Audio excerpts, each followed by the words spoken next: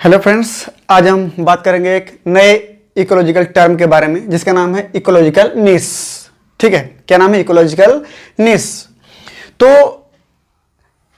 Professor ई.पी. Odum ने ecological नीश को अपने तरीके से डिफाइन किया। उन्होंने बताया कि जो हैबिटेट और नीश होता है ये दोनों लगभग सिमिलर वर्ड हैं। हैबिटेट और नीश, थोड़ा सा अंतर होता है कि जो हैबिटेट होता है वो एड्रेस ऑफ ऑर्गेनिज्म होता है। मतलब कोई ऑर्गेनिज्म किस जगह पे रहता है उसका पता क्या है, एड्रेस क्या है, ये क्या कहलाता है? हैबिटेट कहलाता है। जबकि नीश क्या है? वह ऑर्गेनिज्म जिस जगह पे रहता है वो अपनी फंक्शन को, उस इकोलॉजिकल फंक्शन जो वहां पे रह के कर पाता है, कितना बेटर तरीके से करता है, उसका प्रोफेशन क्या है, क्या करता है उस जगह पे रह के वो। ठीक है, तो उसका प्रोफेशन क्या कहलाता है? नीश कहलाता है। हम ये बोल सकते हैं उसका पोजीशन, कि जिस जगह पे वो रहता है वहां पर उसका उपयोगिता क्या है, वहां पर उसका वैल्यू क्या है, क्या कर सकता है उस जगह पे रह के, क्या कहलाती है? उसकी नीश कहलाती है। तो हैबिटेट क्या हो गया? Address of organism. और नीश क्या हो गया? प्रोफेशन ऑफ ऑर्गेनिज्म, या उसको बोलते हैं हम पोजीशन।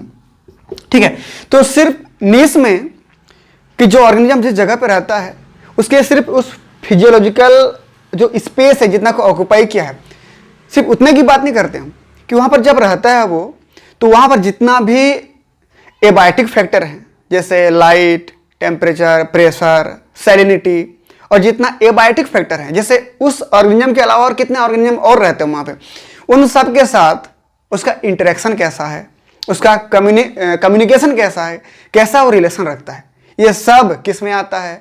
इकोलॉजिकल नीश में आता है।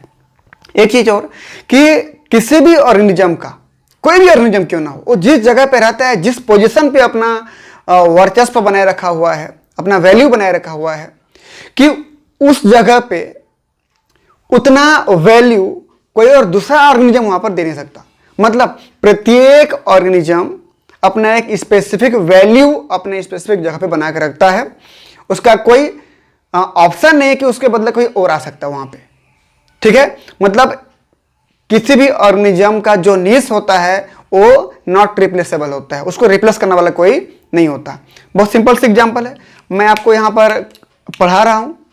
अगर कोई प्यून होगा जो कहीं पर किसी ऑफिस में झाड़ू मार रहा होगा, ठीक है, तो जितना अच्छे से झाड़ू लगा सकता है मैं उतना अच्छे से झाड़ू नहीं लगा सकता। मतलब उसका नीश क्या हो गया, उसका प्रोफेशन क्या हो गया? अच्छे से झाड़ू मारना। लेकिन मेरे को उतना अच्छा झाड़ू मारना नहीं आएगा, भले मैं पढ़ा सकता हूं अच्छे से, लेकिन झाड़ू नहीं मार सकता हूं। वो उसके पास जो टेक्निक होगा, जो तरीका होगा झाड़ू मारने का, वो मेरे पास नहीं होगा। और वही उसका क्या है? प्रोफेशन है। आया समझ? उसी को क्या बोलते हैं हम? नीश। ठीक है, तो समझ में आ गया हैबिटेट और नीश में थोड़ा सा अंतर। अगला टॉपिक देख सकते हैं आप कि ग्रीनेल्स, एक साइंटिस्ट थे, ग्रीनेल ने क्या कहा? ग्रीनेल ने एक शब्द दिया हैबिटेट नीश, जबकि ई.पी. ओडम ने हैबिटेट और नीश को अलग अलग समझाया था, जबकि ग्रीनेल ने एक साथ बोल दिया हैबिटेट नीश। हैबिटेट नीश जो होता है वो दो प्रकार के होते हैं बोला। सबसे पहला जनरल हैबिटेट, दूसरा होता है स्पेसिफिक हैबिटेट। जनरल हैबिटेट क्या है? जैसे आप देख सकते हो ये बहुत बड़ा सा एक तालाब है, पॉन्ड है, ये सामान्य हैबिटेट है, जनरल हैबिटेट है। इस पॉन्ड में 3 लेयर होते हैं, अपर लेयर, मिडिल लेयर और बॉटम लेयर या लोअर लेयर।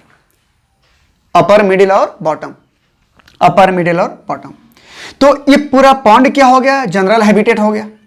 लेकिन उसमें से मैं अगर सिर्फ बात करूं अपर लेयर की, अपर जोन की, ऊपरी परत की, तो यह कहलाएगा स्पेसिफिक हैबिटेट। तो इस जनरल हैबिटेट में जो स्पेशल जगह की बात कर रहे हो वो कहलाएगा स्पेसिफिक हैबिटेट। क्यों इसकी बात कर रहे हैं? क्योंकि ये पॉन्ड में जो 3 अलग अलग लेयर हैं, यहां पर जो एल्गी होंगे, एल्गी 3 प्रकार के मिलेंगे। सबसे अपर लेयर में क्या मिलेगा? ग्रीन एल्गी, क्या बोलते हैं उसको हम? क्लोरोफाइसी। उसके नीचे मिडिल लेयर में क्या मिलेगा आपको? ब्राउन एल्गी, क्या बोलते हैं उसको हम? फियोफाइसी। सबसे बॉटम लेयर पे कौन सा एल्गी मिलेगा? रेड एल्गी, क्या बोलते हैं उसको हम? रोडोफाइसी। तो कहने का मतलब ये जो 3 एल्गी हैं, तीनों एल्गी हर जगह नहीं मिलते हैं, स्पेसिफिक हैबिटेट में ही मिलते हैं। तो तीनों अलग अलग जगह मिलने का कारण क्या है? क्योंकि जब सनलाइट आएगी, जब सनलाइट पड़ती है, ठीक है, तो सनलाइट सबसे ज्यादा कहां पड़ेगा? अपर लेयर पे। तो इस सनलाइट को लेकर के फोटोसिंथेसिस करने में ज्यादा सक्षम कौन है? Green algae. उसके बाद कम लाइट कहां पड़ेगी? ब्राउन एल्गी के पास। मिडिल लेयर में पड़ेगी। तो यहाँ से इस कम लेयर से लाइट को लेकर फोटोसिंथेसिस करने की क्षमता किसके पास है? ब्राउन एल्गी के पास। उसके बाद सबसे कम लाइट कहाँ पड़ेगी? नहीं के बराबर हल्का फुल्का लाइट कहाँ पड़ेगी? बॉटम पे। तो इस कम लाइट में फोटोसिंथेसिस करने की क्षमता किसके पास है? रेड एल्गी के पास। इसका मतलब तीनों अलग अलग एल्गी का जो पोजीशन है अलग अलग है, तो तीनों के प्रोफेशन भी अलग अलग तरीके से फोटोसिंथेसिस कर सकते हैं। यहाँ पर radiation high intensity, low intensity, very very low intensity पहुंचेगी। तो अलग अलग इंटेंसिटी पे फोटोसिंथेसिस करने की क्षमता अलग अलग प्रकार के एल्गी की अलग अलग होती है। तो इन तीनों का क्या हो गया? ये प्रोफेशन हो गया, नीश हो गया। अगर मैं रेड एल्गी को यहाँ रख दूं तो उतना अच्छे से फोटोसिंथेसिस नहीं कर पाएगा जितना यहाँ पर ग्रीन एल्गी करता है, या मैं ब्राउन एल्गी को नीचे रख दूं तो रेड एल्गी जितना अच्छे से करता है यहाँ पर बॉटम लेयर पे, ब्राउन एल्गी उतना अच्छे से फोटोसिंथेसिस नहीं कर पाएगा। इसका मतलब क्या हुआ कि एक जनरल हैबिटेट होता है, जनरल हैबिटेट में स्पेशल जगह होते हैं जहां पर प्रत्येक ऑर्गेनिज्म अपना अपना वैल्यू देते हैं। समझ में आया? इसको क्या बोलते हैं हम? Specific habitat. ये पॉन इकोसिस्टम का हो गया। अगर हम फॉरेस्ट की बात करें, फॉरेस्ट में 3 लेयर होती हैं। सबसे ऊपर में जैसे पेड़ पौधे से गिरे हुए जो भी खरपतवार गिरे होंगे, जो भी पत्ते वत्ते गिरे होंगे, उन सबको एक साथ बोलते हैं लीटर्स। क्या बोलते हैं इसको? लीटर्स। तो सबसे ऊपर में अभी भी तो गिरा है, ताजा है, फ्रेश है, तो उसको डिकम्पोज करने के लिए जो कीड़े होंगे वो अलग वैरायटी के होंगे, डिफरेंट प्रकार के इंसेक्ट होंगे, क्योंकि वो फ्रेश है। वो कुछ समय बाद जब जाएगा थोड़ा सा सड़ जाएगा, गल जाएगा, डिकम्पोज हो जाएगा, तो अलग प्रकार के इंसेक्ट की वैरायटी काम आएंगे। थोड़ी नीचे लेयर में मिलेगा वो, और जो सबसे ज्यादा सड़ चुका होगा, डिकम्पोज हो चुका हो, सबसे नीचे लेयर में मिलेगा। आपको देखेंगे फुल्ली डिकम्पोज लीटर। यहाँ पर अलग प्रकार के इंसेक्ट वैरायटी मिलेंगे। तो सबसे ऊपर में अनडिकम्पोज लीटर, फिर पार्शियली डिकम्पोज लीटर हल्का फुल्का, फिर फुल्ली डिकम्पोज लीटर, और तीनों लेयर में अलग अलग प्रकार के इंसेक्ट अपनी भूमिका निभाएंगे। ठीक है? तो अगर मैं यहां पर पाने वाले इंसेक्ट को ऊपर में ले आऊं तो उसको अच्छे से डिकम्पोज नहीं कर पाएगा, और यहां वाले को यहां ले जाऊं तो वो अच्छे से काम नहीं कर पाएगा। मतलब फॉरेस्ट में अगर हम देखें कि जो ऊपरी जमीन के जो ऊपरी परत है, ऊपरी, मिडिल और निचले लेयर की बात करें, तो तीनों जगह पे अलग अलग प्रकार की हैबिटेट है, स्पेसिफिक हैबिटेट है। फॉरेस्ट तो एक हैबिटेट हो गया, उसमें 3 अलग अलग स्पेसिफिक हैबिटेट हैं, और तीनों जगह इंसेक्ट की वैरायटी भी अलग अलग होती है। आया समझ में? तो ये क्या हो गया हमारा हैबिटेट नीश में जनरल हैबिटेट और स्पेसिफिक हैबिटेट। अगला बात करते हैं हम चार्ल्स एल्टन के द्वारा नीश को ट्रॉफिक से जोड़ के बता दिया गया। ट्रॉफिक मतलब भोज्य पदार्थ, पोषण, न्यूट्रिशन से। तो ट्रॉफिक नीश उन्होंने क्या बोला कि जो ऑर्गेनिज्म होते हैं भोजन करने के आधार पर भी इनकी जो नीश होती है वो अलग अलग होती है। जैसे बहुत बढ़िया एग्जांपल है, चार्ल्स डार्विन ने गैलापेगस आइलैंड में एक बर्ड्स खोजा था। नाम क्या दिया था? Darwin finches. कहाँ पे खोजा था? गैलापेगस आइलैंड में। तो यहाँ पर 2 प्रकार के बर्ड्स देखा था उन्होंने, कि एक प्रकार के वे बर्ड्स जो इंसेक्ट खा सकते हैं, दूसरे प्रकार के वे बर्ड्स जो सीड खाते हैं, बीज खाते हैं।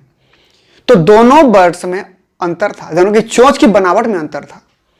समझ में आया? कहने का मतलब ये हुआ कि भोज्य पदार्थ को लेकर के अगर हम अलग अलग जो डार्विन फिंचेस हैं उनकी बात करें तो उनकी जो बीक है, चोंच है, वो अलग अलग होती हैं। इसका मतलब अगर इंसेक्ट खाने वाले को सीड दे दें तो अच्छे से खा नहीं पाएगा, और सीड खाने वाले को इंसेक्ट दे दें तो भी अच्छे से खा नहीं पाएगा। इसका मतलब वो अपना अपना प्रोफेशन अच्छे से दिखा नहीं पाएंगे।